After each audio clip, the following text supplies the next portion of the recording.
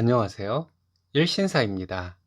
저희 채널에는 신박한 사연들이 많이 있으니 많은 분들의 구독 부탁드립니다. 이번 사연은 생트집을 잡으며 날씬한 올케를 질투하던 신우를 사이다 발언으로 이성을 잃게 만들어 주었다는 분의 사연인데요. 함께 보시겠습니다. 안녕하세요. 저는 20대 후반 결혼한 지 얼마 안 된 여자입니다. 직장 다니며 신랑과 알콩달콩 신혼생활을 즐기며 지내고 있어요. 얼마 전에 만나기만 하면 저에게 시비만 걸던 신우를 거친 숨을 몰아쉬도록 만들어 주었습니다.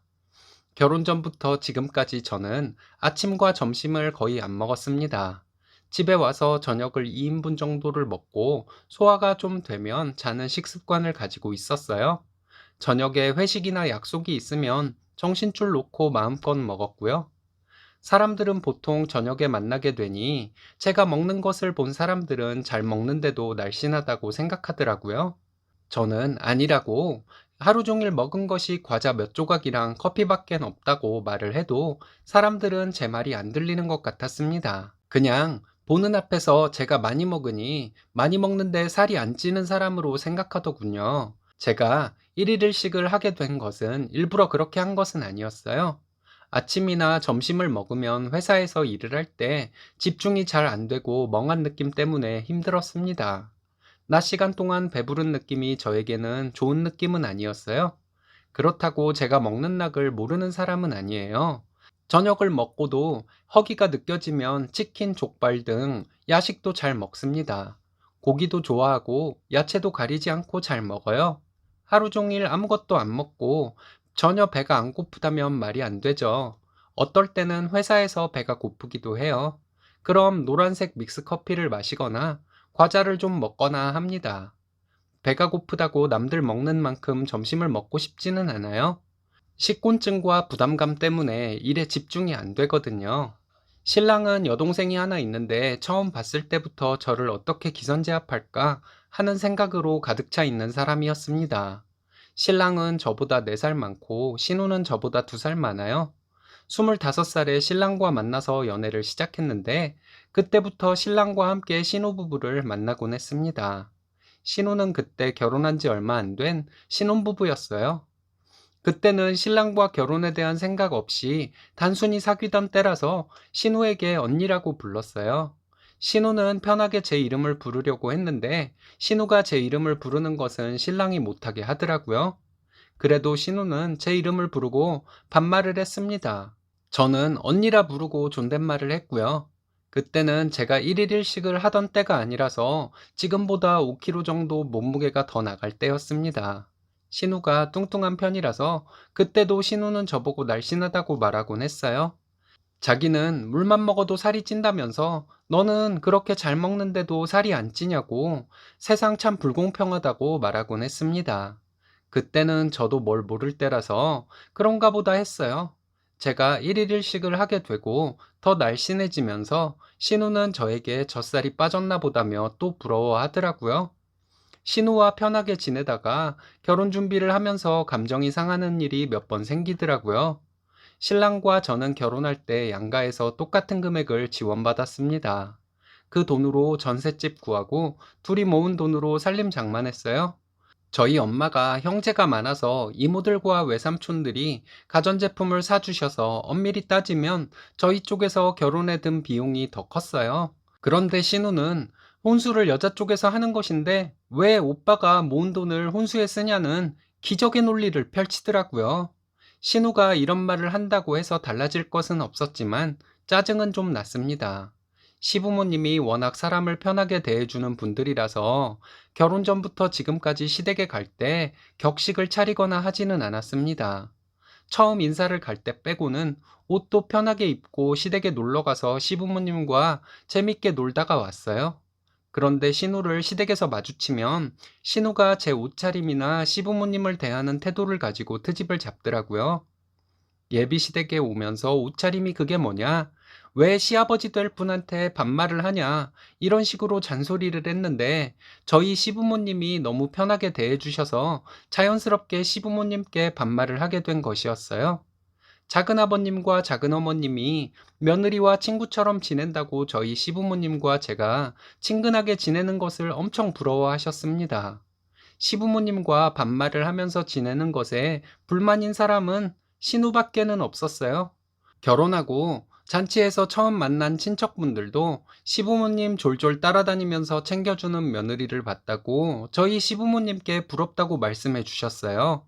시부모님과 친근하게 지내더라도 반말은 하면 안 되고 나는 자기 새언니인데 계속 나에게 이름 부르고 반말하는 것은 괜찮다고 생각하는 것인지 시어머니께서 새언니한테 언니라고 부르라고 혼내는 것처럼 말씀을 하셔도 신우는 못 들은 척을 하면서 계속 제 이름을 불렀습니다. 얼마 전 주말에 시댁에 지방에 사시는 이모님이 오신다고 해서 시댁에 갔습니다. 신랑이 어렸을 때 바로 옆집에 사시던 이모님이라서 신랑과 정이 많은 이모님이라고 들었는데 이모님은 정말 신랑을 보자마자 얼굴을 쓰다듬고 안아주고 하시더군요. 이모부님도 저에게 얘기 많이 들었어. 비서로 일한다던 그 처자지? 하셨는데 제가 예? 했더니 아닌가? 그럼 땡땡이네 과장님이 소개해줬다던 그 처자인가? 하더라고요.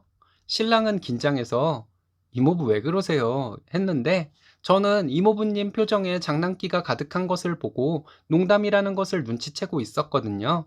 아무튼 아직도 신랑을 아기 취급하는 정 많은 이모님과 장난기 많은 이모부님과 웃고 대화하며 즐거운 분위기였습니다. 대화 중에 이모님이 어떻게 관리를 하길래 그렇게 날씬하냐고 저에게 물어보셨어요. 저는 있는 그대로 1일씩 하는 것과 엘리베이터를 타지 않고 계단으로 다니는 것 등을 말씀드렸습니다. 옆에서 듣고 있던 신우가 제가 무슨 자기에게 사기를 친 것처럼 말을 하는데 어이없더라고요. 하루에 한 끼 먹는 것을 얘기 안 하고 여태껏 많이 먹어도 살이 안 찌는 척을 했냐고 저를 혼내는데 제가 이게 혼날 일인가 했습니다. 신우는 제가 20대 후반이 되면 살이 찔 것이라고 생각했는데 오히려 더 날씬해져서 젖살이 빠졌나 보다 했다는데 그래서 어쩌라는 것인지. 그래서 원래 저는 많이 먹어도 살이 안 찌는 체질인 줄 알았는데 지독하게 안 먹는 것이었다고 하면서 제가 무슨 독한 인 것처럼 말을 했습니다. 자연스럽게 식습관이 그렇게 된 것일 뿐이고 내가 열심히 노력하고 그런 것은 없다고 말했더니 이모님은 굳이 삼시세끼 먹으면서 속 부대끼는 것보다 더 좋을 수도 있다고 말씀해 주셨습니다. 신우는 표정이 영 안 좋아 보였어요. 신우는 자기가 하루 세끼 외에는 거의 안 먹는데 살이 찐다고 하더군요. 새끼를 꼬박 먹고 활동량이 적으면 살이 찌더라고 말했더니 네가 자기 먹는 양을 봤냐고 움직이는지 안 움직이는지 봤냐고 입에 개거품을 물며 달려들었습니다.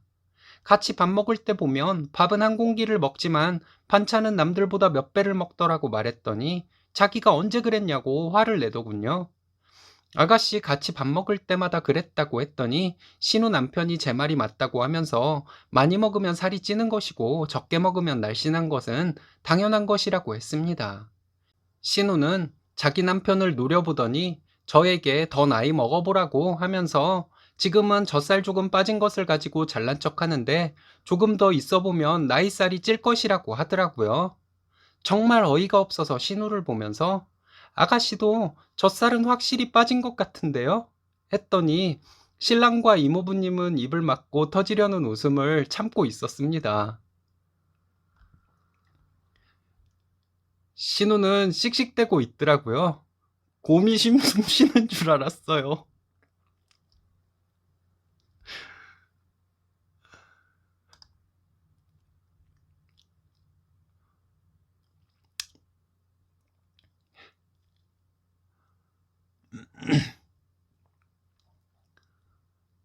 곰이 숨 쉬는 줄 알았어요. 그리고 저 그날 시댁에서 밥 먹을 때 2공기 먹었어요. 점심 식사라서 평소에 먹던 시간도 아니었는데 밥맛이 참 좋더라고요. 신우에게 이것도 먹어봐라, 저것도 먹어봐라 권하면서 신나게 밥을 먹었습니다. 제가 시부모님과 반말로 장난도 치면서 대화하는 것을 보고 이모부님도 나중에 며느리 들어오면 며느리에게 반말을 하라고 시켜야겠다고 하시면서 며느리 잘 얻었다고 칭찬해 주셨습니다. 칭찬도 기분 좋았지만 매번 저를 만나기만 하면 저를 기분 나쁘게 하지 못해 안달이던 신우를 기분 나쁘게 한 것이 사실 더 기분 좋았어요. 나름 사이다라서 일신사에 글 보냅니다. 잘생긴 일신사님께서 재밌게 읽어주실 것이라 믿어요. 유튜브를 하지 않았다면 제가 어디 가서 미모의 20대 여자분께 잘생겼다는 말을 들을 수 있었을까요? 천직이라 생각하고 더 열심히 해야겠네요.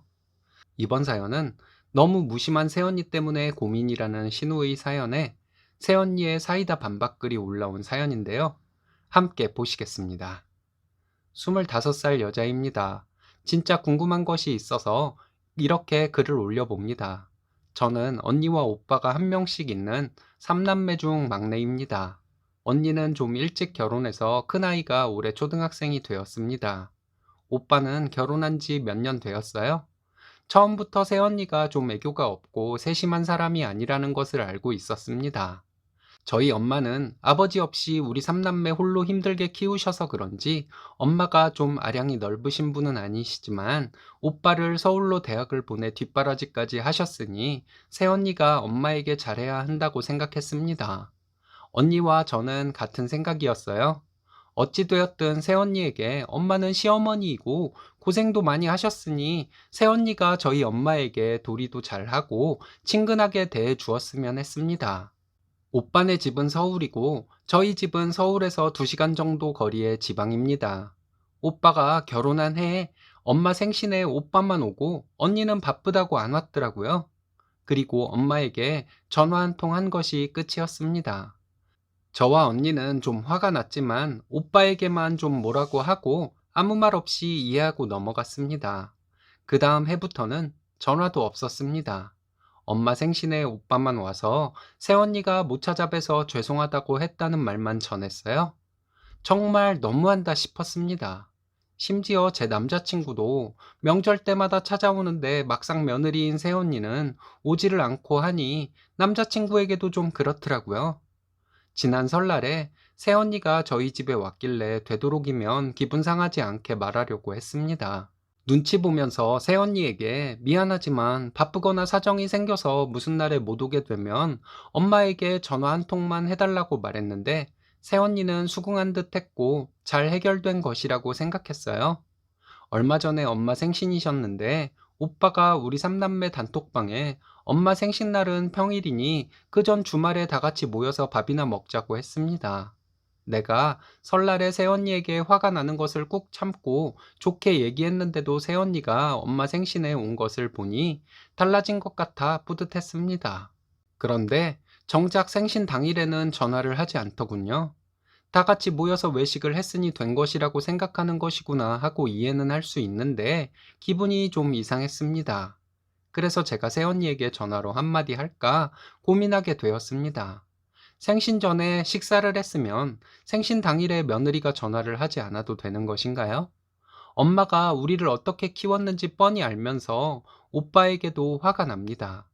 저와 언니는 엄마에게 한 소리 하시라고 해도 아무 말씀 안 하시네요. 제가 시누이로서 어떻게 해야 하는 것일까요? 조언 부탁드립니다. 새언니의 답글입니다. 이 글은 저의 시누이가 올린 글인 것 같네요. 제가 글을 쓰지 않아도 많은 분들이 시누이를 교육시켜 주겠지만 시누이가 빼먹은 것들도 적으려고 합니다. 제가 부침성과 사회성이 부족한 사람처럼 적어 놓았는데 제가 회사에서나 친정에서도 그럴까요? 처음 시댁에 인사를 드리러 갔을 때 형님과 아가씨는 저를 노려보듯이 쳐다보고 있었습니다.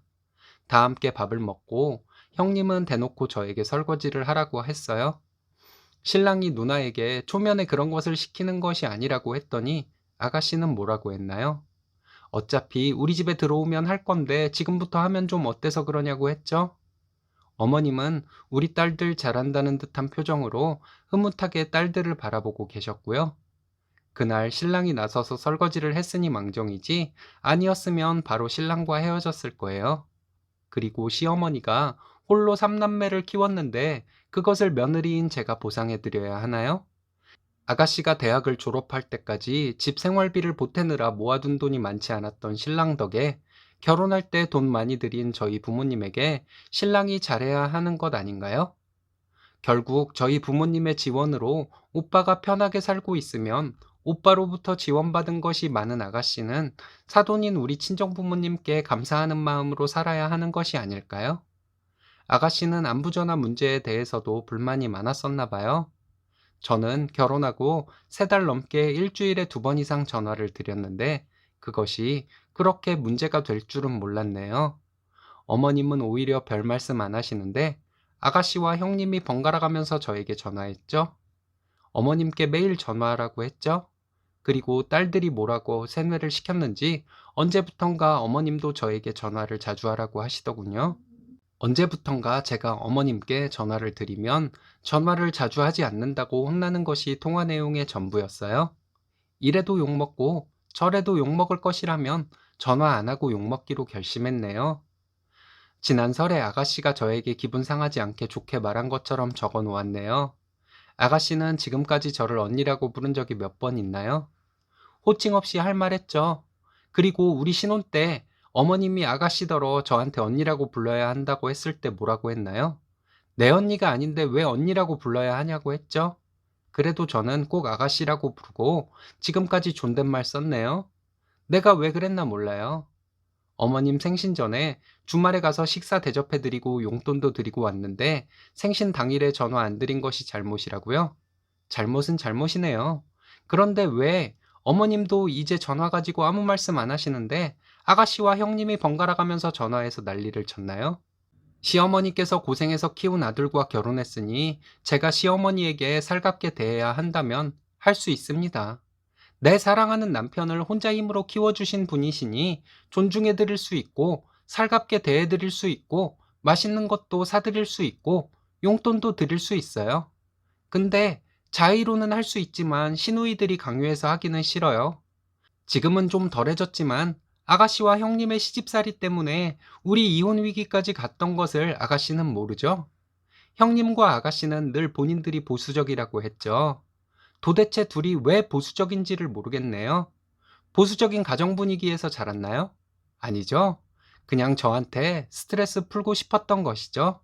만만한 오빠와 결혼했으니 저도 만만해 보여서 그렇게 개념 없는 짓을 저에게도 해도 될 것이라고 생각했겠죠. 아가씨 취업한 지가 1년이 넘었는데 어머님께 용돈 한 번 드린 적 있나요? 그리고 아가씨 남친에게 나에 대해서 얼마나 나쁘게 얘기했는지 지난번 어머님 생신에는 아가씨 남친까지 저에게 잔소리를 하더군요. 웃음이 나왔습니다. 제가 바로 오빠에게 말해줬죠. 오빠가 남친 조용히 불러내서 쌍욕을 하면서 너처럼 개념 없는 놈은 우리 집안에 못 들어온다고 했더니 아가씨 남친이 엄청 빌었다던데 그 얘긴 못 들었나 봐요. 개념 없는 아가씨를 만나는 남자가 딱 그 수준이겠죠. 저는 결혼할 때 시댁의 새가족이 되고 남편은 친정의 새가족이 될 것이라고 생각했습니다. 아가씨와 형님이 가만히만 있었어도 그렇게 되었을 거예요. 딸들에게 휘둘려서 저에게 많은 실수를 하신 어머니에게 가족 같은 살가움을 보여드리기가 어렵네요. 아가씨, 형님에게도 전해주세요. 나를 가족이라 생각해서라는 되먹지 못한 핑계를 대면서 저에게 그렇게 못되게 굴었던 것으로 인해 가족 하나가 생기는 것 대신 가족 하나를 잃었다고요. 저는 남편과 잘 지내고 친정에 잘하고 있어요. 아가씨도 결혼하면 저처럼 친정에 잘하세요. 형님에게도 친정에 잘하라고 전해주시고요. 둘이 합심해서 올케에게 그렇게 못되게 구는 무개념 자매가 친정엄마에게 잘할 리가 없겠지만요. 그런 사람들이 시댁에도 잘할 리가 없고요. 암튼 결혼을 하려면 개념의 재구성이 필요한 아가씨, 남편의 동생이니 이 정도만 할게요. 앞뒷말 다 자르고 본인 유리한 쪽으로만 말하는 사람은 정말 악인 중에 악인인 것 같습니다. 양심이라는 것이 없는 것일까요? 이번 사연은 돈 아깝다고 산후조리원을 가지 말라던 시어머니에게 시원한 사이다 발언으로 응수해 드렸다는 당찬 며느님의 사연인데요. 함께 보시겠습니다. 안녕하세요. 출산이 얼마 안 남은 어느 임산부의 글을 읽고 제 얘기도 써보려고 컴퓨터 앞에 앉았습니다. 저도 결혼하고 거의 반년 동안은 글 쓴 분과 같이 착한 며느리병에 걸려 있었습니다. 신랑도 그렇게 자기 집에 잘할 필요 없다고 하는데도 제가 도대체 왜 그랬는지 아직도 이해가 안 갑니다. 후회 막급이라고 해야 할까요? 글을 쓰신 분께서는 시댁에서 받은 것이 어느 정도 있다고 하셨는데 저희는 결혼할 때 시댁에서 하나도 보태준 것 없이 저희끼리 알아서 결혼했습니다. 시댁이 경제적인 사정이 많이 안 좋았어요. 친정부모님, 시부모님 모두 지금까지 일하십니다. 친정도 그리 넉넉하지는 않지만 시댁은 좀 어렵다고 말할 정도예요. 결혼하고 얼마 안 되어 임신을 하게 되었습니다. 저희 엄마가 직장을 다니시고 계시니 신랑과 얘기해서 출산 후에 산후조리원 2주간 들어가 있으려고 했어요. 시어머니는 이 얘기를 들으시고는 산후조리원 비싸다고 하시면서 시댁에 와서 몸조리를 하라는 엄청난 말씀을 하셨습니다. 이게 왜 엄청난 얘기냐 하면 일단 시어머니 퇴근 시간이 저녁 8시 정도입니다. 가끔 더 늦으시기도 하셨어요. 시아버지는 지금까지 자영업을 하고 계시는데 가게가 집 근처이고 워낙에 외식을 싫어하시는 분이시라서 새끼 모두 집에서 드시는 분이십니다. 시어머니가 일을 하시니 시아버지께서는 혼자 식사를 잘 차려 드시기는 하시지만 제가 산후조리를 시댁에서 하면 안 불편했겠어요? 아이 낳고 시댁에 가 있었다면 산후조리는 고사하고 시댁 살림을 해야 했을 것 같아요. 저희 시댁은 좁습니다. 방이 하나밖에 없어서 저희 가족 시댁에 가면 항상 거실에서 잡니다. 제가 시댁에 가서 산후조리를 한다면 방도 없이 아기와 거실에서 지내면서 산후조리를 하라는 말씀인지 정말 가슴이 답답할 정도였습니다. 시어머니가 시댁에서 산후조리를 하라는 말씀을 하신 것 자체가 너무 속이 상했어요. 결혼식 이후에 시어머니는 저희가 시댁에 가도 아무것도 준비해 놓지 않으셨습니다. 제가 시댁 사람이 되었다고 생각했던 것이겠죠. 음식을 준비하지 못하셨으면 식재료라도 사다 놓으셔야 하지 않을까요? 매번 시댁에 갈 때마다 냉장고를 열어보고 깜짝 놀라곤 했습니다. 다른 반찬 없이 시아버지께서 김치와 돼지고기를 넣은 김치찌개를 해서 드시는 것이 항상 마음에 걸렸습니다. 그래서 임신한 상태였지만 시댁에 갈 때 신랑과 마트 가서 장 봐다가 밑반찬을 해놓곤 했어요. 제가 성격이 애교가 없는 성격이라 시부모님께 잘하는 방법이라고는 장 봐다가 음식을 해놓고 오는 것밖에 떠오르는 것이 없었습니다. 임신 9개월에 접어들 때 시댁에 갔는데 그때도 냉장고에 아무것도 없더라고요. 정말 너무 하신다는 생각이 들었어요. 뻔히 제가 시댁에 가서 먹을 것이 없으면 반찬을 해놓는다는 것을 아시면서 아무것도 안 해놓으신 것은 만삭인 제가 음식을 해놓으라는 뜻이라고 생각되어 서운했습니다. 제가 늘 장을 봐다가 음식을 해놓는 사람이라 생각하실 수도 있지만 몸도 무거운데 저보고 음식을 해놓으라는 것 같아서 기분이 몹시 상하더라고요. 임신 막달이 되니 시어머니는 아기용품을 사지 말라고 하시더군요. 어디서 얻어다 줄 테니 사용하라 하시면서 아이 크면 다 쓸데없는 것들이라고 하셨습니다. 무슨 말씀인지 이해를 못하는 것은 아니었어요. 하지만 저희는 첫 아이이고 경제적 여건상 아이를 하나만 낳는 것으로 합의를 본 상태였는데 시어머니 말씀대로 할 수는 없었습니다. 그리고 결혼 전부터 저만 보면 돈 아껴라, 돈 없다, 비싸다를 입에 달고 사시는 시어머니였어요. 저는 막달까지 출근했고 육아휴직을 했습니다. 아이를 낳고 나면 될 수 있는 한 빨리 복직을 할 생각이었어요. 임신하기 전부터 신랑은 자기 집에 가서 음식하는 저에게 너도 일하는데 왜 시댁에 반찬까지 해놓고 오냐고 하지 말라고 했었거든요. 신랑의 그 말이 고마워서 더 하게 되었습니다. 거기에다 신랑은 항상 능력 없는 자기와 결혼해서 편하게 살지 못한다고 저에게 미안하다고 말하곤 했었거든요. 신랑의 이런 행동들이 저를 착한 며느리병에 걸리게 만들려는 빅픽처였다면 정말 할 말이 없겠네요. 하지만 우직하기만 한 신랑이 그 정도로 영악하지는 않을 것 같습니다. 아무튼 저는 임신하고 신랑과 함께 최고급으로는 아니어도 이왕이면 좋은 것들로 아기용품들을 준비했습니다. 하지만 시어머니께는 말씀드릴 엄두도 못 냈어요. 시어머니께서 산후조리원 가지 말고 시댁에 와서 조리하라고 했을 때 보다 못해 신랑이 나섰습니다. 화가 난 말투로 시어머니에게 산후조리원에 저를 3주 동안 있게 할 것이라고 말하더라고요. 원래는 2주로 예약을 해놓았는데 말이죠. 시어머니는 놀라셔서 산후조리원 가는 것 자체가 돈 아까운데 무슨 3주나 있으려고 하냐며 신랑에게 막 뭐라 하셨어요. 신랑이 시어머니에게 저는 막달까지 출근했고 아이 낳고 얼마 안 돼서 복직하려는 사람이라 충분히 그럴 자격이 있으니 더 이상 말씀하시지 말라고 하더군요. 저도 이날 이후로 많은 것이 바뀌었습니다. 매번 내가 나서서 시댁에 해드리고 뒤에서 신랑에게 투덜거렸던 제 자신이 참 한심하더라고요. 아기용품 얻어다 주시겠다는 시어머니의 말씀은 그냥 그런가 보다 해도 될 일인데 뭐 그렇게 속상하게 생각했는지도 모르겠습니다. 그 뒤로 그냥 시어머니 말씀은 한 귀로 듣고 한 귀로 흘릴 수가 있게 되었습니다. 임신 막달의 시어머니는 진짜로 아기용품을 얻어다 주셨습니다. 어디서 그렇게 잘 얻어오시는지 신기할 정도였어요. 시어머니께서 가져다 주신 것들 중에서 저희가 이미 구입한 것은 베란다에 모아두고 쓸모 있는 것들은 사용했습니다. 결과적으로는 비싸서 살까 말까 망설이던 스윙기 빼고는 시어머니께서 가져다 주신 아기용품들 중에서 사용하게 된 것은 거의 없었지만요. 제가 아이를 낳고 병원과 조리원에 있는 동안 시부모님은 한 번도 오시지 않으셨어요.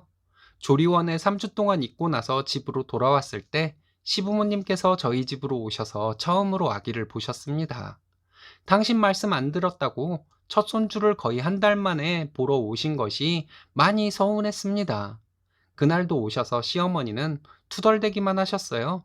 조리원 그 비싼 데를 기어코 가야 했냐고 하시더군요. 당신 아들 등골 휘겠다는 말씀이 정말 비수처럼 가슴을 찌르는 느낌이었습니다. 한참을 조리원에 들어간 돈 아깝다고 말씀하시던 시어머니는 당신이 얻어다 주신 아기용품들은 다 어째고 이렇게 새 것들을 샀냐고 또 말씀을 하시더군요. 시어머니가 조리원에 대해 말씀하실 때부터 신랑이 그만하시라고 했는데 아랑곳하지 않고 하실 말씀 다 하셨습니다. 그래서 제가 시어머니에게 얻어다 주신 아기용품들 전부 베란다에 모아두었다고 말씀드렸어요. 저희는 아이에게 중고를 사용하게 할 수가 없었다고 말씀드렸습니다. 어디서 얻어오셨는지 알려주시면 신랑 시켜서 다시 다 가져다 줄 것이라고 했습니다. 그리고 내 돈으로 내가 조리원을 갔다 온 것을 가지고 더 이상 뭐라고 하시지 말라고 말씀드렸습니다. 시어머니께 산후조리원비도 안 대주시냐고 원망하는 얘기 같아서 참고 있던 말이었는데 시원했습니다. 아이 5개월부터는 시댁에 가기도 하고 그랬는데 그때부터는 간식류나 과일을 사가지고 시댁에 갔어요. 식사 시간이 되면 아기 데리고 외식 나가기도 뭐해서 배달 음식이나 시켜 먹었고요. 시어머니는 원래 제가 시댁에 가서 반찬도 해놓고 그랬었는데 그런 것이 없으니 처음에는 아쉬워하시는 듯 했습니다. 그래도 별 말씀 없으시더라고요. 반찬 안 해온다고 시어머니께서 뭐라고 하셨다면 돈 아끼라 노래를 부르셔서 돈 아끼는 것이라고 말하려고 했어요. 제 자신이 참 한심한 게 이렇게 바뀐 행동을 하는 것이 무슨 죄라도 짓는 것 같은 느낌이었어요. 그래도 몇 번 해보니 저도 익숙해지고 시부모님도 익숙해지시더라고요. 가끔 사연글 읽어보면 남편이 내 편인데도 착한 척하기 위해서 시댁에 과잉 충성을 하느라 힘들어하는 분들의 글을 읽곤 합니다. 시부모님이 완전 이상한 분들 아니라면 싫은 것은 싫다고 말해도 괜찮더라고요. 그리고 내가 시댁 먹거리 걱정 안 해도 시댁은 삼시세끼 잘 드시고 잘 사십니다. 우리 워킹맘들 강해져야 합니다. 밖에서 일하는데 출산, 육아는 꼭 신랑과 함께 하고 시댁에서 부당한 요구를 하면 싫다고 하거나 네 하고 대답하고 내 마음대로 다 하면 좋을 것 같아요. 끝까지 읽어주셔서 감사합니다. 워킹맘들 뿐만 아니라 전업주부님들, 우리 아줌마들 모두 힘내자고요. 옳으신 말씀입니다. 처음부터 시댁에서 당당하게 행동하지 못하셨다면 지금부터라도 당당하게 행동해보는 것은 어떨까요? 뒷일 걱정하지 마시고요. 이번 사연은 신혼집에 시댁 식구들이 와서 자고 가는 것을 당연시 여기던 남편을 시원하게 참교육해준 사연인데요. 함께 보시겠습니다. 안녕하세요. 저는 20대 후반이고 결혼한 지 8개월 되었습니다. 아이는 아직 없고 저는 얼마 전에 퇴사를 한 상태입니다. 대학 졸업한 후부터 지금까지 중견기업에서 낮지 않은 연봉 받으며 일했고 사정이 있어서 얼마 전에 퇴사를 했습니다. 남편이 해외로 발령을 받아서 함께 나가려고 퇴사를 결정한 것이었어요. 해외 나가면 오래 있을 예정이라서 아이는 해외 나가서 낳을 계획입니다. 신혼의 가족들을 저희 집에서 재우지 않았다고 남편은 저보고 속이 좁다고 하는데 저는 그렇게 생각하지 않아요. 남편은 결혼한 누나 2명이 있습니다. 저희는 서울에 살고 신우들은 둘 다 3시간 거리의 시댁과 같은 도시에 살고 있어요. 시부모님은 결혼 생활 8개월 동안 저희 집에서 자고 가신 적이 5번 정도 됩니다. 오시면 2박 3일 정도 계셨고요. 현재 저희가 살고 있는 집이 방 2칸짜리 집이라서 시부모님 오시면 방 하나 내어드리면 되니 상관없었습니다. 주말을 껴서 오시면 여기저기 구경도 시켜드리고 맛집에 모시고 가서 맛있는 것도 사드리고 그랬어요. 신혼의 가족도 번갈아 가면서 지난 겨울에 며칠씩 저희 집에 있다 갔습니다. 아이들 방학 기간에 저희 집에 온 것인데 퇴근해서 들어오면 아이들 때문에 정신도 없고 아침 식사를 차리고 출근해야 해서 정말 힘들었어요. 저와 남편은 아침을 안 먹거든요.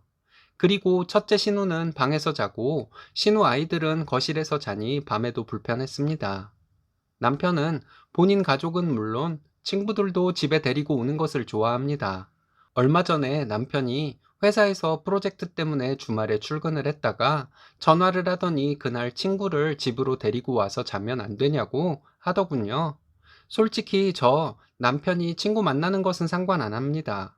하지만 와서 놀고 가는 것도 아니고 술판을 버린 것을 다음날 제가 치워야 하고 남편 친구를 아침에 밥 먹여서 보내야 하는 것이 몸도 마음도 불편했습니다. 거절했더니 밖에서 친구와 술을 마시다가 저에게 전화를 해서 친구를 바꿔주더니 남편 친구라는 사람은 저에게 집에서 못 자게 했다고 서운하다고 하더라고요. 기분이 나빠서 신혼집에 굳이 와서 자려고 하는 것은 눈치가 없는 것인지 사회성이 부족한 것인지 암튼 결혼해보면 아실 것이라고 말했어요. 남편은 이걸 가지고 며칠을 삐져서 입 다물고 있더군요. 몇 달 전에는 남편이 친구 5명을 데리고 와서 새벽까지 술을 먹다가 자고 갔는데 밤에 시끄러워서 잠도 제대로 못 자고 아침에 치우고 밥 차려주고 정말 힘들었습니다. 삐져있는 남편에게 내가 이런 것들이 불편해서 집에 누가 와서 자는 것은 싫다고 말했더니 자기는 주말에도 일하는데 너무 제 생각만 한다고 서운하다네요. 자기는 일하느라 고생하고 저는 지금 집에서 놀고 있다는 얘기인지 저야말로 정말 서운했습니다. 2주 전 주말에 3시간 거리 시댁에 가서 1박 2일 동안 고생 많이 하고 왔습니다. 밥 차리고 치우고 좀 있으면 또 밥때 되고 조카들 챙기고 과일 내놓고 하는 동안 남편은 자기 누나들 매형들이랑 술 마시며 신나게 놀았어요. 시댁에 가서 제가 하는 일과 집에 손님이 왔을 때 하는 일은 별개라고 생각하는 것인지 정말 어이없더라고요. 얼마 전에 남편은 이번 주말에 큰신혼의 가족이 저희 집에 와서 1박 2일간 있다가 간다고 통보를 하더라고요. 형님네 시댁 친척 결혼식이 서울에서 있는데 당일로 왔다 가기 힘들어서 저희 집에서 하루 자고 다음날 가겠다는 얘기였어요. 누나네가 와서 조카들도 보고 저녁에 매형과 술도 한잔할 생각에 들떠서 얘기를 하는데 정말 열받더라고요. 그 뒤치닥거리는 내가 다 하고 저녁도 내가 차리고 저녁에 외식하게 되면 손님이니까 식사 비용은 또 우리가 내고 다음날 아침도 내가 차리고 조카들 용돈도 챙겨주고 이런 것들이 순간 머릿속에 싹 떠오르는데 생각만 해도 싫었습니다. 그동안 저에게 수고했다는 말 한마디 안 하고 제가 힘들게 한 일들은 모두 당연한 것처럼 여기던 남편이 신나서 말하는 것에 초를 치고 싶은 반발심만 생겼습니다. 그래서 남편에게 형님네 이번에 우리 집에서 자는 것은 안 되겠다고 말했어요. 어이없다는 듯이 그럼 누나네 어쩌라고 이러는데 저녁은 우리와 외식으로 해결하고 호텔 잡아서 자고 가던지 하라고 했습니다. 싫으면 당일에 예식장 갔다가 바로 내려가던지 하면 될 것 아니냐고 했더니 남편은 그게 말이 되냐고 하더라고요. 내가 싫으니 말이 된다고 단호하게 말했습니다. 정 우리 집에서 형님네 가족을 재우고 싶으면 그날 내가 호텔에 가서 자고 오겠다고 했어요. 당신이 형님네랑 집에서 자던지 하고 저녁은 외식을 하던지 하면 되겠다고 말했습니다. 집에서 저녁을 먹을 생각이면 당신이 음식하고 차리라고 했어요. 그리고 밤에 당신 매형이랑 술판을 벌이면 내가 집으로 돌아오기 전까지 다 치워놓으라고 말했습니다. 자기는 주말에 출근하는 날도 허다하고 저는 전업주부인데 말이 되냐고 하더라고요. 이 말에 정말 이혼 생각이 들었습니다. 그래서 제가 남편에게 그랬어요.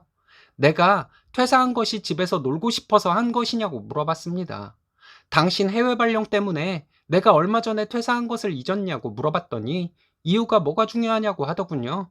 그럼 내가 퇴사하기 전에 회사를 다니던 때에 우리 집에 시댁 식구들이나 당신 친구들이 오면 그 뒤치다꺼리 누가 다 했냐고 물어봤어요. 지금까지 우리 집에 친정 식구들이나 내 손님들 와서 자고 간 적 있냐고 물어봤습니다. 만약 내 손님들이 와서 자고 갔으면 내가 했던 것처럼 당신이 뒤치다꺼리 다 했을 것이냐고 또 물어봤어요. 자기는 그런 것을 할 줄 모르니까 그런 것이라고 하는데, 그럼 나도 대학 졸업하고 바로 직장 다니면서 집안일 같은 것을 해본 적이 없기는 당신과 마찬가지인데 누군 할 줄 알아서 했냐고 물어봤습니다. 남편은 분리하면 입 다물고 삐져 있는 것이 전문이에요. 입 다물고 있는 남편에게 하여튼 이번에 형님네 오면 나는 호텔에 가서 자고 올 테니 그리 알라고 했습니다. 그리고 시댁에 가면 일하는 사람은 나 혼자이고 당신한테 수고했다 힘들었지? 이런 말 한 번도 못 들어봤는데 앞으로 시댁에 내가 갈 일은 없을 것이라고 말했습니다. 저도 사람들과 어울리는 것을 좋아하는데 집에 손님 오는 것이 싫어서 남편에게 이렇게 말했겠어요? 시댁에 가서 제가 고생했을 때 고맙다는 말 한마디, 집에 손님들 왔다 가면 같이 치우며 미안하다는 말 한마디만 남편이 했다면 이렇게 감정적으로 말하지는 않았을 것 같습니다. 손님들 시중 드는 일을 제가 한다면 제가 못하는 일을 남편이 하는 것도 있을 테니까요. 내가 못하겠는 일을 상대가 하면 수고했다고 하며 서로 힘을 줘야 부부 아닌가요? 이번에 남편 하는 것을 봐서 엇나가면 남편 해외 나갈 때 저는 안 나가려고 합니다. 오래 다니던 회사에서 퇴직한 것이 아깝긴 하지만 이혼하는 것이 되겠죠? 신혼의 가족 오는 날에 호텔 예약해 놓았습니다. 저녁에 남편 퇴근하면 호텔 예약했다고 말하고 뭐라 하는지 들어봐야겠어요. 오늘 또 억지 부리면 직장 알아볼 생각입니다. 정말 이기적인 남편이네요. 쓰니님께서 강하게 나가셔야 할 것 같습니다. 여러분들의 생각은 어떤가요? 이번 사연은 친정부모님을 비난하던 시모에게 분가하던 날 사이다를 날리고 시원하게 분가를 했다는 당찬 며느님의 사연인데요. 함께 보시겠습니다. 저는 30 중반이고 7살짜리 딸아이를 키우는 아이 엄마입니다. 시어머니는 벼슬이라 며느리를 무시해도 되는 것이라고 생각하는 시어머니들이 정말 많은 것 같아요. 저희 시어머니는 친정부모님까지 무시하는 발언을 자주 했습니다. 저도 참을 수 없어서 시어머니에게 할 말 좀 하고 돈 가지고 협박도 했어요. 어른에게 제가 심했다고 하실 수도 있겠지만 저는 시어머니에게 더 심하게 말하지 못한 것이 아쉽기만 합니다. 저희는 한 달 전까지 2년 넘게 시어머니와 함께 살았습니다. 시어머니를 모시고 평생 살 생각으로 들어간 것이었어요. 시어머니는 혼자 사시는 분이었습니다. 신랑이 어릴 때 이혼하셔서 혼자 사셨대요. 시어머니는 이혼하기 전까지는 전업주부였고, 이혼 후에 자식들 키운다고 시아버지에게 양육비를 많이 받은 것으로 알고 있습니다. 자식들 학비와 같이 목돈 들어갈 일이 있으면 시아버지가 따로 돈을 주셔서 시어머니는 딱히 돈을 벌 필요성을 못 느꼈나 봐요. 시어머니는 젊을 때 1년 정도 회사를 다닌 것 말고는 알바식으로 일을 하며 사셨다고 해요. 이렇게 살아오신 시어머니가 친정부모님을 무시하는 발언을 저에게 대놓고 하는데 한두 번도 아니고 못 참겠더라고요. 저희 아빠 지금까지 주변 사람들 도와주면 도와줬지 피해주고 사신 분도 아니시고 큰 회사는 아니지만 젊을 때부터 한 회사에 성실하게 다니시고 얼마 전에 정년퇴직하신 분이십니다. 평사원으로 시작해서 회사 사장님과 나중에는 형 동생으로 막역하게 지내며 회사의 성장에 일조를 하셨다고 자부심을 가지고 사는 분이세요. 저희 아빠 가족들에게도 잘했습니다. 엄마는 약간 저보다 오빠를 위해 주었는데 저희 아빠는 아들, 딸 전혀 차별하지 않고 대해 주셨어요. 오빠와 저 둘 다 결혼하고 나서 지금까지 아빠 수고하셨다고 엄마가 퇴직하라고 아빠에게 조르고 졸라서 퇴직했습니다. 저희 엄마는 아는 분들 가게에 일 도와주러 다니면서 용돈 정도 버는데 그것은 운동 삼아 다니는 것이고 저희 부모님은 노후 준비도 다 돼 있으세요. 제가 결혼하고 나서 저와 오빠는 아빠에게 이제 좀 쉬시면서 여행도 다니시라고 자주 말했는데 알겠다, 알겠다 하시면서 시간을 끌다가 작년에 퇴직을 하셨습니다. 결혼하고 신랑과 시어머니 용돈 드리는 문제로 얘기하다가 시어머니는 일을 안 하고 계시니 용돈을 드려야 하는 것으로 얘기가 되었습니다. 솔직히 저희 부모님은 노후 준비 다 돼 있으셔서 저희와 오빠네가 드리는 용돈 필요 없지만 제가 양가 공평하게 하자고 했어요. 결혼할 때 시댁보다 오히려 친정에서 해준 것이 더 많았고 저희 부부 맞벌이하고 있는데 시어머니 용돈만 챙겨드리는 것은 싫었거든요. 신랑도 동의했는데 시어머니는 이 사실을 알고 상당히 기분 나빠하셨습니다. 시어머니는 너네 부모는 없는 사람도 아닌데 우리 아들이 번 돈을 꼭 드려야 하냐는 말을 가끔 했어요. 너네 부모라는 소리도 기분 별로이고 우리 아들이 번 돈이란 말도 기분 나빴습니다. 며느리 앞에서 며느리의 부모인 사돈을 너네 부모라고 부르다니요. 그리고 분명 신랑과 저 둘 다 일하고 있는 것을 뻔히 알면서 아들이 번 돈이라고 하는 것도 말이 안 되잖아요. 친정에 용돈 보내드리는 돈을 저희 부모님은 쓰지도 않으세요. 쥐고 계시다가 손주들 용돈으로 다 돌려주십니다. 그리고 친정 부모님과 외식을 하면 저희 부모님이 거의 계산하세요. 신랑이 친정 갔다 오면 가끔 그래요. 우리 또 오늘 남는 장사했네? 이러는데 저희가 친정에 매달 보낸 돈은 우리 아이 만날 때마다 주시는 용돈으로 거의 상계처리 되고 밥은 얻어먹었으니 남는 장사라고 하는 것이에요. 신랑이 저희 부모님한테 죄송하다고 식당에서 계산을 하려 하고 뭐라도 챙겨드리려고 노력을 하는데 뭔가를 챙겨드리면 더 큰 것으로 돌아오니 항상 감사한 마음으로 살고 있습니다. 돈에 관련된 것도 그렇지만 저희 부모님은 손주들을 끔찍하게 예뻐하시고 만나면 당신 자식들보다 며느리나 사위를 높여주는 말씀을 많이 하세요. 저와 오빠가 서운하게 느낄 정도로요. 저희 아빠 작년에 퇴직하시고 여행 몇 번 다녀오셨습니다. 해외여행은 갈 수가 없어서 국내 여행만 다니셨어요. 어디 다녀오시면 그 지역 특산품을 사다 주셨습니다. 시어머니는 고맙다는 말은 전혀 없고 기분 나쁜 듯이 말했습니다. 너네 부모 쓸데없이 여행 다니며 돈 쓰러 다닌다고 하는데 제가 한 번은 이런 선물 받으면 고맙다는 말을 먼저 하는 것 아니냐고 했다가 어른 가르치려 드는 천하의 싸가지 없는 되었습니다. 지난 겨울에 저희 부모님이 저희와 오빠네 가족 전부 데리고 여행을 다녀왔습니다. 금요일 저녁에 출발해서 일요일에 돌아왔는데 여행 비용 저희 부모님이 다 내주셨어요. 이때 시어머니 난리도 아니었어요.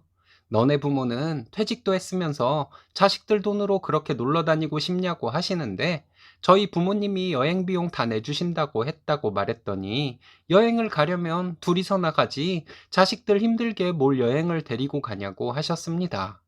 이런 식으로 언행이 거친 시어머니 때문에 기분 상한 적이 한두 번이 아니었어요. 지난달에 분가하기 직전에도 저희 부모님 여행 가시는 것을 가지고 시어머니는 뭐라고 하시더군요. 너네 부모는 뭘 그렇게 어딜 다닌다니? 그러다 퇴직금 다 쓰고 너네한테 손 벌리겠다. 노망이 났나? 뜬금없이 말하셨고 그때 너무 당황해서 기억이 잘 나지는 않지만 이렇게 말하셨습니다. 그래서 제가 저희 부모님 그럴 분들 아니라고 말했습니다. 저희 아버지 지금까지 고생하셨고 좀 쉬면서 여행도 다니시다가 곧 어디 공장이라도 나가서 돈 벌려고 생각 중인 분이라고 얘기하고 평생 돈 한 푼 벌어본 적도 없고 자식들이 주는 돈으로 살면서 남 험담이나 하는 어머니에 비하면 정말 훌륭한 부모님이라고 말했습니다. 이렇게 말했더니 시어머니 별의별 처음 듣는 온갖 쌍욕을 저에게 하더라고요. 저희 딸아이가 옆에 있다가 할머니 욕하면 안 돼. 이렇게 말했습니다. 너무 화가 나서 아이와 밖에 나와 있다가 남편에게 전화해서 다 얘기하고 친정으로 가 있겠다고 했습니다. 신랑이 저희 짐 챙겨 나와서 저와 아이 친정에 데려다 주는데 시어머니 전화가 왔어요.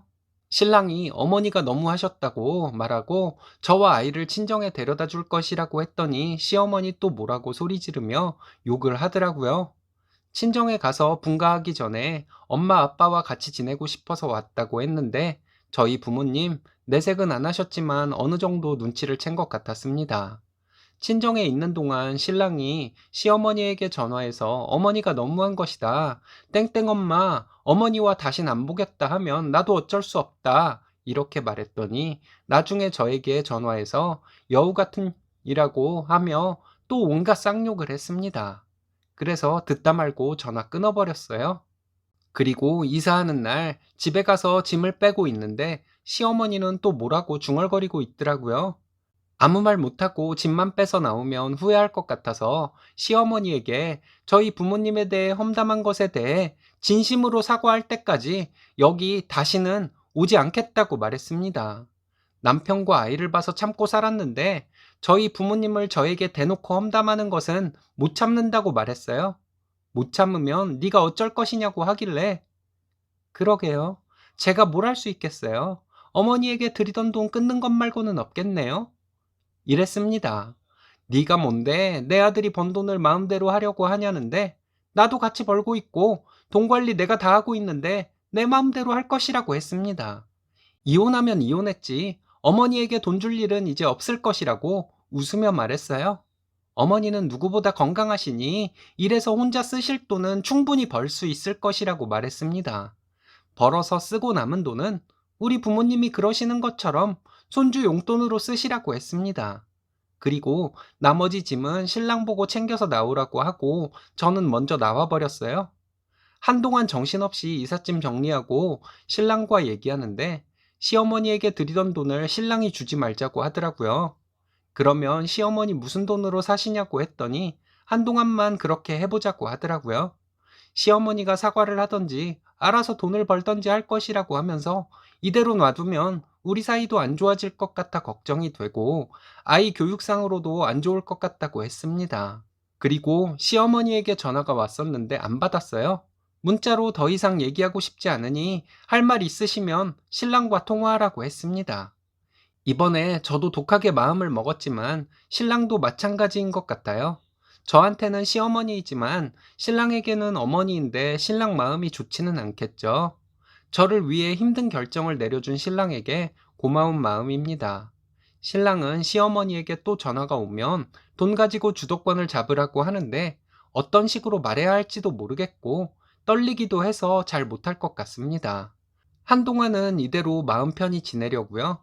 분가하는 날 시어머니에게 몇 마디 한 것 때문에 그래도 좀 시원하네요. 그 시어머니는 못된 마음 때문에 평생 모시고 살 며느리와 아들을 나가게 만들고 고행의 길을 가게 되었네요. 이제는 쓰니님 신경 쓰지 마시고 친정부모님이나 자주 뵈면서 마음 편히 사시면 되겠네요. 이번 사연은 온갖 폐악질을 부리던 시어머니를 남편과 함께 참교육해 주었다는 사연인데요. 며느리가 당당해지고 남편이 내 편이니 바로 해결이 되네요. 함께 보시겠습니다. 안녕하세요. 결혼한 지 2년 되었고 아직 아이는 없습니다. 결혼하고 2년 동안 시어머니가 작정하고 주는 스트레스를 무엇을 위해 그렇게 참았는지 저도 모르겠네요. 결혼 전에 저는 돈도 잘 벌고 성격도 시원시원하다고 남녀 모두에게 인정받는 사람이었습니다. 동갑내기 신랑을 만나서 결혼을 했어요. 착하고 매너 좋은 신랑과 결혼하며 앞으로 행복할 일만 남았다고 생각했습니다. 결혼하고 시어머니가 던져주는 스트레스를 겪으면서 결혼에 대한 후회도 많이 했고, 이럴 거면 혼자 살 걸 하는 생각도 많이 했어요. 결혼한 것에 대해 후회가 되기도 했지만, 저보다 늦게 퇴근하는 날이 많은 신랑이 제가 집안일을 하면 다음 날은 저보고 절대 집안일을 아무것도 하지 말라고 하니 이 남자와 결혼하길 참 잘했구나 하는 생각도 들어서 생각이 복잡했습니다.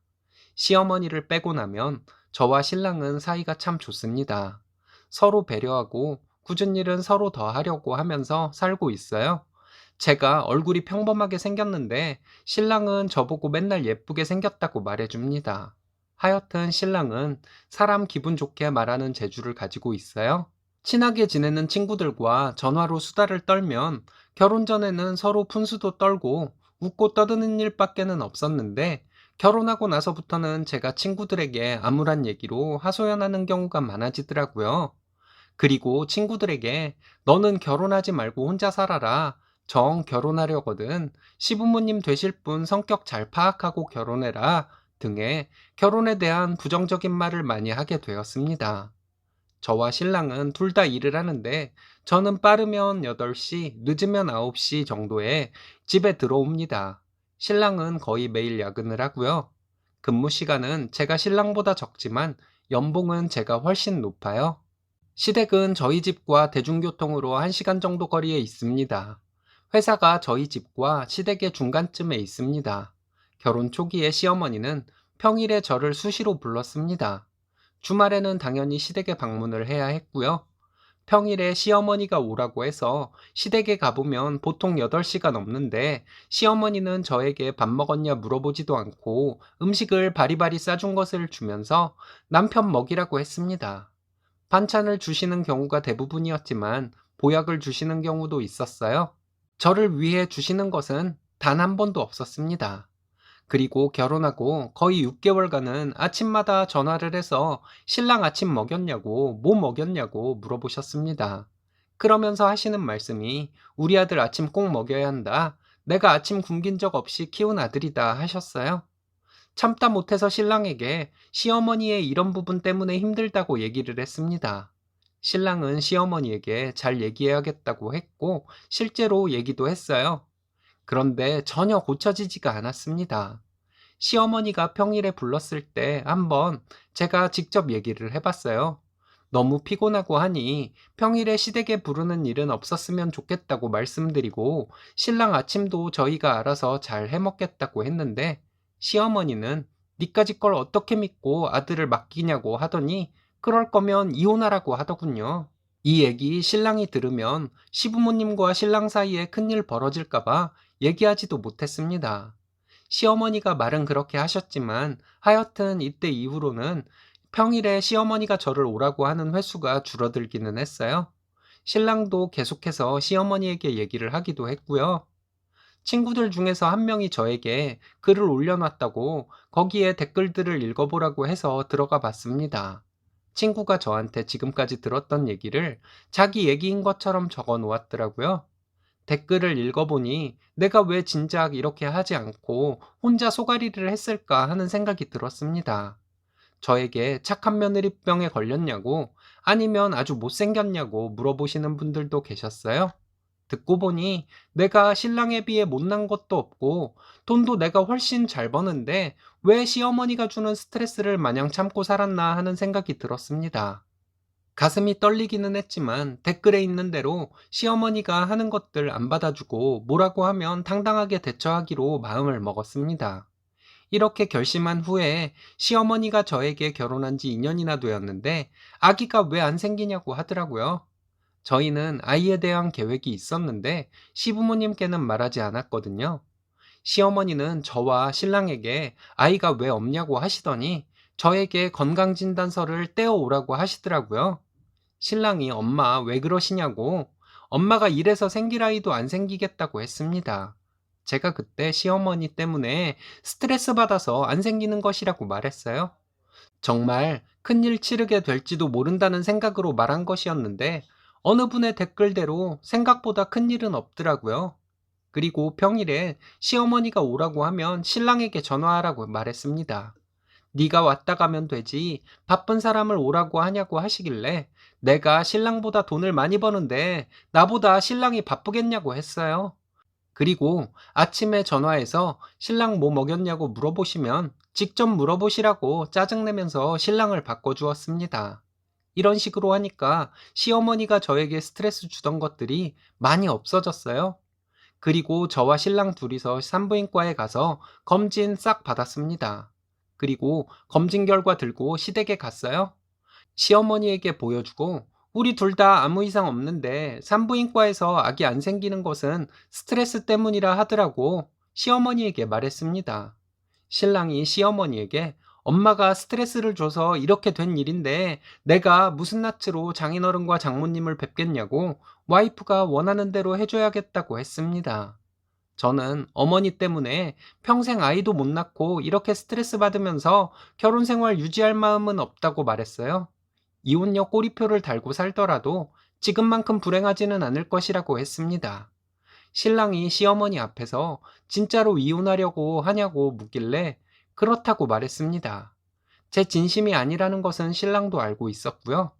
신랑은 시어머니에게 엄마 때문에 자기 이혼당하게 생겼다고 어쩔 거냐고 막 뭐라고 하는데 시어머니는 아무 말도 못하고 계셨습니다. 그리고 신랑은 저에게 앞으로 자기가 잘하겠다고 자기 가족들과 안 보고 살아도 된다고 자기를 버리지만 말아달라고 하더군요. 그런 일이 있고 나서 지금까지 시어머니 전화가 몇 번 왔는데 안 받았습니다. 시어머니는 신랑에게 전화해서 요즘 제가 어떠냐고 물어본다고 해요. 신랑은 모르겠다고 대답한다고 합니다. 친구가 글을 올려준 덕분에 해결이 잘 되어가고 있는 것 같아요. 미혼인 친구들도 아는 사이트를 저는 왜 모르고 살았는지 모르겠네요. 이제 친구들과 결혼 전에 그랬던 것처럼 웃고 떠들며 전화할 수 있을 것 같아요. 고부 갈등은 남편이 등신일 때 생긴다는 말에 반대의 경우네요. 이제 다른 것은 신경 쓰지 마시고 듬직한 남편분과 행복하시기만 하면 되겠습니다. 오늘의 사연은 여기까지입니다. 재밌으셨다면 좋아요, 구독 부탁드려요. 일신사는 여러분들의 사연으로 제작됩니다. 많은 사연 제보 바랍니다. 여러분들의 사연은 아래 메일 주소로 부탁드려요.